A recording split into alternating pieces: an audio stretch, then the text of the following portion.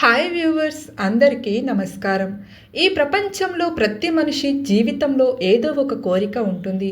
కొందరు ఉద్యోగం కోసం ఎదురు చూస్తుంటారు, మరికొందరు వివాహం జరగాలని కోరుకుంటారు, మరికొందరు కుటుంబంలో శాంతి, ఆరోగ్యం, ఆర్థిక స్థిరత్వం కోసం దేవుడిని ప్రార్థిస్తుంటారు.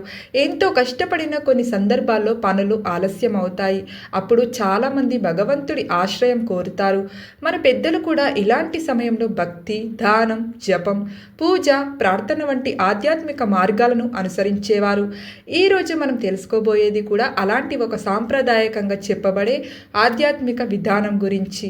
దీనిని చాలామంది భక్తులు విశ్వాసంతో ఆచరిస్తుంటారు.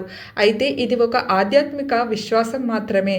జీవితంలో మార్పు రావడానికి విశ్వాసంతో పాటు మంచి ఆలోచనలు, కృషి, సహనం కూడా ఎంతో అవసరం. ఈ వీడియోను చివరి వరకు చూడండి, ఎందుకంటే ముందుగా ఒక గొప్ప భక్తుడి జీవితంలో జరిగిన సంఘటనను ఇప్పుడు మనం వివరంగా తెలుసుకుందాం. ఆ కథలో దాగి ఉన్న సందేశమే మీ హృదయాన్ని తప్పకుండా తాకుతుంది. విశ్వనాథ శాస్త్రి కథ. చాలా సంవత్సరాల క్రితం ఒక చిన్న గ్రామంలో విశ్వనాథ శాస్త్రి అనే వ్యక్తి జీవించేవాడు. ఆయనకు పెద్దగా ఆస్తి ఏం లేదు, ధనవంతుడు కాదు, కానీ భగవంతుడిపై ఉన్న విశ్వాసం మాత్రం అపారమైనది. ప్రతి ఉదయం సూర్యోదయానికి ముందే లేచి స్నానం చేసి దేవాలయానికి వెళ్ళి ప్రార్థన చేసేవాడు. ఇంటికి వచ్చిన తరువాత కూడా ఎవరు ఆకలితో కనిపించినా వారికి తన దగ్గర ఉన్నంతలో అన్నం పెట్టేవాడు. కొన్నిసార్లు ఆయన ఇంట్లో కుటుంబానికి సరిపడ భోజనం కూడా ఉండేది కాదు. అయినప్పటికీ కూడా ఆకలితో ఉన్నవారికి పెట్టిన ముద్దే దేవుడికి సమర్పించిన నైవేద్యం అని చెప్పి వచ్చిన వారిని ఖాళీ చేతులతో పంపించేవాడు కాదు. ఒకరోజు ఆయన భార్య ఎంతో బాధతో అడిగింది. ఏమని అంటే, మనమే కష్టాల్లో ఉన్నాం, అయినా మీరు ఇతరులకు అన్నం పెడుతున్నారు, మనం పరిస్థితి ఎప్పుడు మారుతుంది అని క్వశ్చన్ వేసింది. విశ్వనాథ శాస్త్రి చిరునవ్వు నవ్వి ఇలా అన్నాడు. ఏమని అన్నాడు అంటే, మన చేతిలో ఉన్నది మంచి పని చేయడం మాత్రమే. ఫలితం ఎప్పుడు వస్తుందో అది భగవంతుడి ఇష్టం, కానీ మంచి పని ఎప్పుడు వృధా కాదు. ఎందుకంటే ఆ మాటలు విన్న భార్య మౌనంగా నిలబడిపోయింది. కొన్ని రోజుల తరువాత గ్రామానికి ఒక వృద్ధ సన్యాసి వచ్చాడు. గ్రామస్తులు అందరూ ఆయన ఆశీర్వాదం తీసుకోవడానికి వెళ్తారు. అప్పుడు విశ్వనాథ శాస్త్రి కూడా నమస్కరించాడు.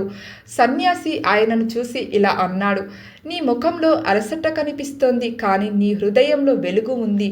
నీవు చేస్తున్న నిస్వార్థ సేవను దేవుడు చూస్తున్నాడు అని. శాస్త్రి గారు ఆశ్చర్యపోయారు. తాను ఏమి చెప్పకముందే సన్యాసి తన మనసులోని బాధను ఎలా గుర్తించాడో ఆయనకు అర్థం కాలేదు. సన్యాసి మళ్ళీ మాట్లాడాడు. ఏమంటే, జీవితంలో ప్రతి తలుపు బలవంతంగా తెరుచుకోదు. కొన్ని తలుపులు సహనం, విశ్వాసం, సేవ అనే 3 తాళాలతోనే తెరుచుకుంటాయి అని. ఆ మాటలు శాస్త్రి గారి హృదయంలో చిరస్థాయిగా నిలిచిపోయాయి. ఆ రోజు నుంచి ఆయన మరింత భక్తితో ప్రార్థన చేయటం ప్రారంభించాడు. ప్రతి ఆదివారం సాధ్యమైనంత వరకు కనీసం ఒకరికి అయినా అన్నదానం చేయాలని నిర్ణయించుకున్నాడు. రోజులు గడిచిపోయాయి. అద్భుతం ఒక్క రోజులో జరగలేదు, కానీ ఆయన జీవితంలో నెమ్మదిగా మార్పులు కనిపించసాగాయి. ఆయనకు కొత్త పని దొరికింది. ఇంట్లో ప్రశాంతత పెరిగిపోయింది. గ్రామంలో ఆయనకు గౌరవం మరింత పెరిగిపోయింది. అప్పుడు ఆయన భార్య అడిగింది. ఏమంటే, ఇది అంతా ఎలా జరిగింది? విశ్వనాథ శాస్త్రి నవ్వుతూ ఇలా అన్నాడు. దేవుడు మన జీవితాన్ని ఒక్క రోజులో మారకపోవచ్చు, కానీ మన హృదయాన్ని మార్చినప్పుడు జీవితం కూడా నెమ్మదిగా మారుతుంది అని చెప్పాడు. అందుకే పెద్దలు ఒక మాట చెప్పేవారు. అన్నదానం ఆకలిని మాత్రమే తీర్చదు, మనస్సుకు కరుణకు పెంచుతుంది. కరుణ ఉన్న చోటే దైవానుగ్రహం ఉందని మన సంస్కృతి చెబుతుంది. ఈ కథ మనకు చెప్పే గొప్ప సందేశం ఏమిటంటే, మనం చేసే ప్రతి పూజ, ప్రతి ప్రార్థన, ప్రతి దానం వెనుక నిజాయితీ, నిస్వార్థం, విశ్వాసం ఉంటే మనలో ధైర్యం పెరుగుతుంది. అదే ధైర్యం మన జీవితంలో ముందుకు సాగేందుకు బలాన్ని ఇస్తుంది. మన పెద్దలు ప్రతి వస్తువును కేవలం ఒక వస్తువుగా మాత్రమే చూడలేదు. ప్రతి వస్తువులో ఒక ఆధ్యాత్మిక భావాన్ని, ఒక జీవిత సందేశాన్ని చూశారు. దీపం అంటే వెలుగు, కలశం అంటే ఐశ్వర్యం, కొబ్బరికాయ అంటే సంపూర్ణత. అదేవిధంగా తాళం అనేది రక్షణకు, సంకల్పానికి, బాధ్యతకు ఒక ప్రతీకగా భావించబడుతుంది. తాళం మనకు ఒక గొప్ప సందేశాన్ని ఇస్తుంది. మన జీవితంలో కొన్ని తలుపులు బయట మంచి ఎవరూ తెరలేరు. వాటిని మనమే తెరవాలి అని ఏమిటి? మనలో ఉన్న భయం, నిరాశ, కోపం, అసూయ, అహంకారం ఈ 5 తలుపులు మూసుకుపోతే మన జీవితంలో ఆనందం లోపిస్తుంది. అందుకే కొందరు భక్తులు తాళాన్ని చూసినప్పుడు తమ జీవితంలోని చెడు అలవాట్లకు ముగింపు పలకాలని మనసులో సంకల్పం చేసుకుంటారు. ఇది కేవలం ఒక వస్తువు కాదు, మన సంకల్పానికి ఒక గుర్తు. ఆదివారం రాత్రి ఎందుకు ముఖ్యమని కొందరు భావిస్తారు. మన సాంప్రదాయంలో ఆదివారం సూర్య భగవానునికి అంకితమైన రోజుగా భావిస్తారు. సూర్యుడు కేవలం ఒక గ్రహం కాదు, జీవితానికి మూలం, వెలుగుకు ప్రతీక, శక్తికి చిహ్నం. అందుకే ఆదివారం రోజు ప్రార్థనలు, సూర్య నమస్కారాలు, దానం చేయటం వంటి ఆచారాలను చాలామంది పాటిస్తారు.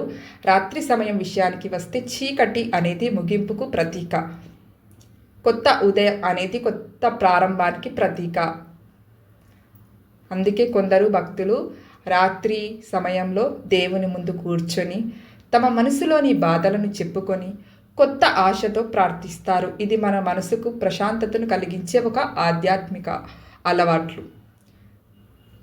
ఫ్రెండ్స్, మా వీడియో కనుక మీకు నచ్చినట్లయితే ఒక లైక్ కొట్టి షేర్ చేసి ఓం నమః శివాయ అని చిన్న కామెంట్ పెట్టండి. అలాగే మా ఛానల్ని మాత్రం సబ్స్క్రైబ్ చేయడం అస్సలు మర్చిపోకండి. మంచి వీడియోస్ కోసం మా ఛానల్ని తప్పకుండా సబ్స్క్రైబ్ చేయండి. ధన్యవాదములు.